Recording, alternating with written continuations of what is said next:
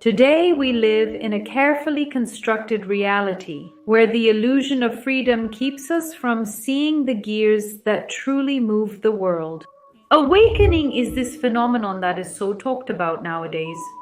This phenomenon is nothing more, nothing less than the breaking of these official narratives. This is the matrix that was planted inside us, what we call normal life.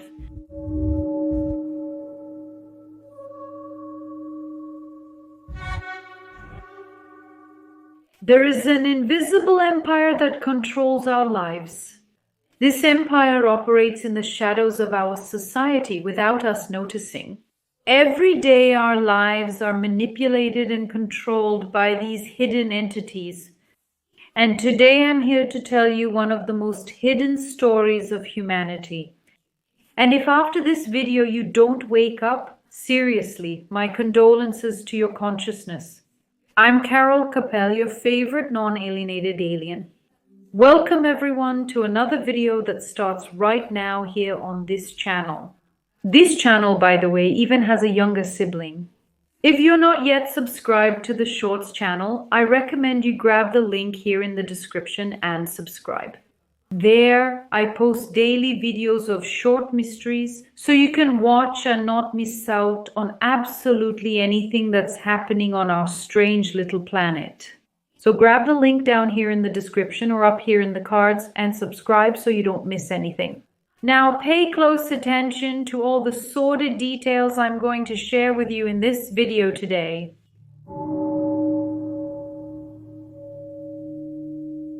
In 1839, John Davison Rockefeller was born, the son of a mysterious and morally questionable farmer. His father, William DeVille Bill Rockefeller, was known as a swindler, charlatan, and bigamist.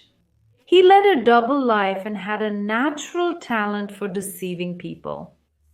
Devil Bill, as he was known, would disappear for weeks only to return with gifts and unbelievable stories. Meanwhile, his family sank into poverty, living in ruins and suffering from the cold. This dysfunctional environment shaped the personality of our dear John D. Rockefeller. And all this confusion planted seeds of ambition, manipulation, and an uncontrollable desire for power in the mind of that little dreamer boy.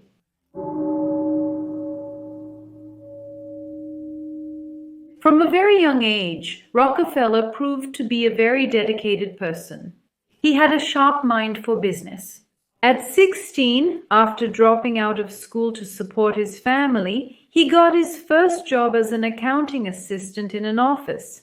There, he learned the inner workings of commerce and became fascinated by the power of money.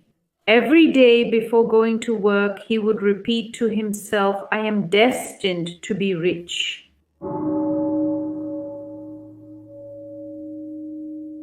And from then on, he began a completely relentless journey to reach the top of the world. That's how he discovered oil and its potential. John saw the perfect opportunity there. So, alongside strategic partners, he built refineries and mastered the process of kerosene production. But his genius wasn't just in producing, it was in crushing the competition.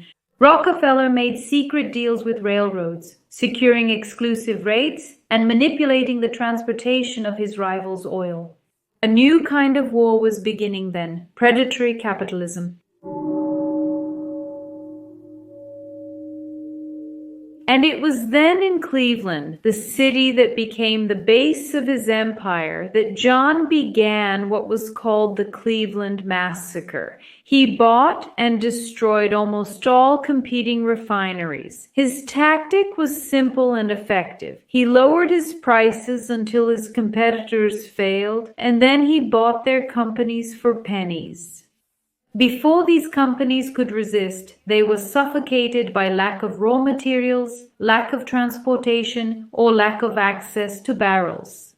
Standard Oil then, John D. Rockefeller's company, came to be called the Octopus, with tentacles reaching into every sphere of the oil industry. But even after defeating all his competitors, Rockefeller still had to face his biggest rival, which was the railroads. So, in a bold move, he made a secret alliance with the tycoons of the three main railroad companies in the United States. Thus, the South Improvement Company was born, known by the acronym SIC. This company was a front for a huge cartel. And these secret agreements guaranteed John confidential information, outrageous discounts, and even commissions on freight paid by his competitors. So, when the whole conspiracy came to light, the people revolted and destroyed the tracks and the refineries. But by then, the damage was already done.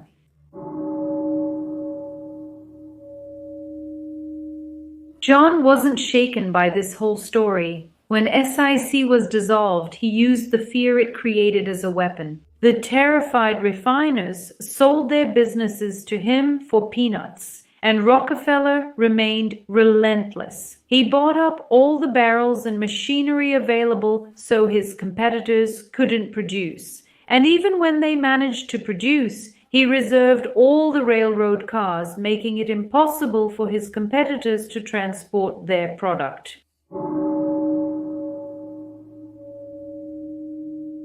Even with all the recessions and financial collapses, Standard Oil thrived. John acquired refineries in New York, Philadelphia, and Pittsburgh, building a web of pipelines that made the railroads unnecessary. His dominance was absolute.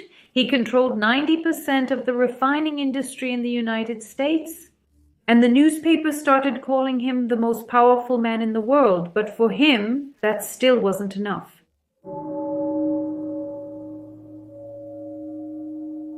Andrew Carnegie, the steel magnate, did not accept Rockefeller's supremacy. So, when John bought the iron mines and started selling cheap ore, Carnegie's rivals started a new war. But as usual, John had a plan. He negotiated directly with Carnegie and found himself forced to make a deal. And when John Pierpont Morgan created United States Steel by merging both of their assets, Rockefeller became the majority partner. And now he would have also become the richest of them all.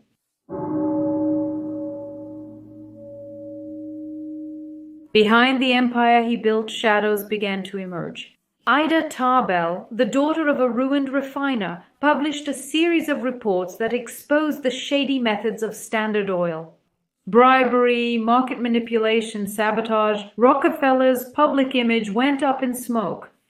President Theodore Roosevelt himself took advantage of the public outcry to launch a legal war against Rockefeller's empire.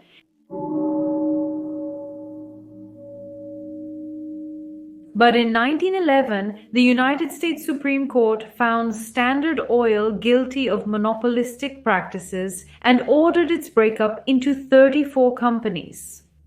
That was the official end of the company's reign, but not of Rockefeller's fortune. Because his shares multiplied with the appreciation of the new companies, and John became the first billionaire in history.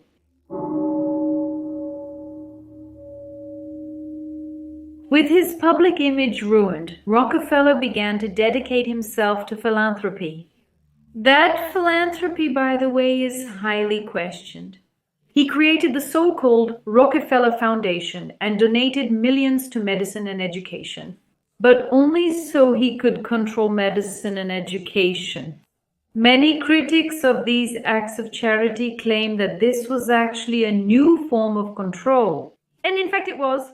His donations shaped universities, laboratories, public policies, and he invested heavily in the pharmaceutical industry, genetic research, and the funding of international institutions. The question that remains is, who really controls global decisions nowadays? The Rockefeller Foundation remains active to this day and operates globally. It is involved in projects such as mass vaccination, urban planning, social engineering, population control, and even shock. It is involved in the frequency reduction of the musical standard of the songs we listen to today. So, if this isn't a project, I don't know what is. In the name of progress, they shape the world in their image and likeness. So, even though the name Rockefeller doesn't appear in the headlines as much as before, their influence remains deeply embedded in the main power structures of planet Earth. Rockefeller built much more than an oil empire. He laid the foundation for a new order. He created a corporate model that rules above governments, that dictates policies, and that decides the future of humanity behind the scenes. Rockefeller's true legacy is not the wealth he had, but the structure of control he created. He was responsible for all the successive control that we experience in our contemporary world. I would say it's an invisible web that still controls the financial, political, health, education, and even religious systems today.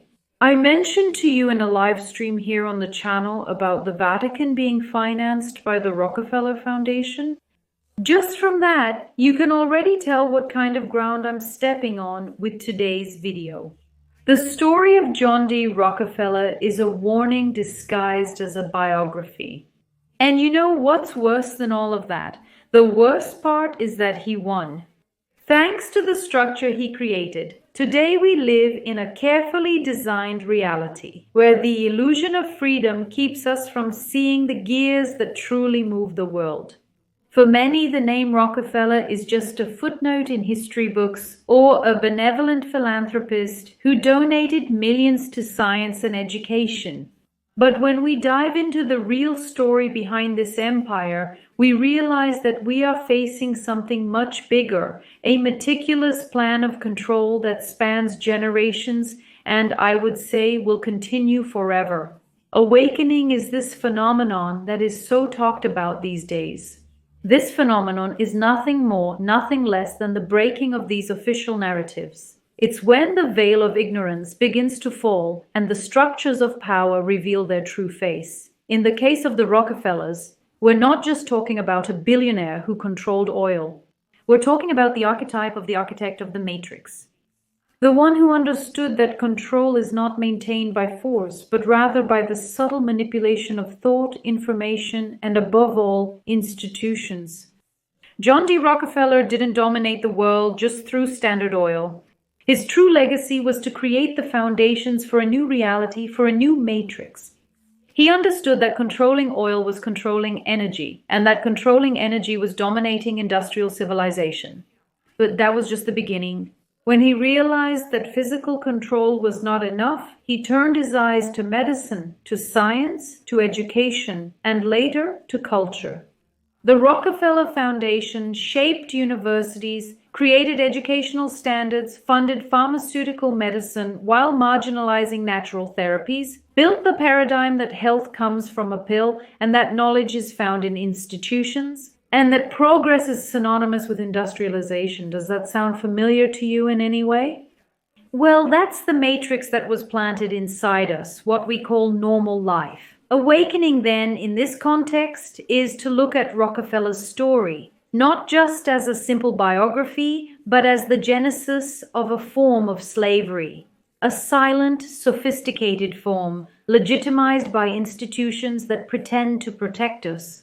It's realizing that charity was a facade, that the vaccines, the universities, and the scientific advances funded by this lineage were used to redefine human nature according to these corporate interests.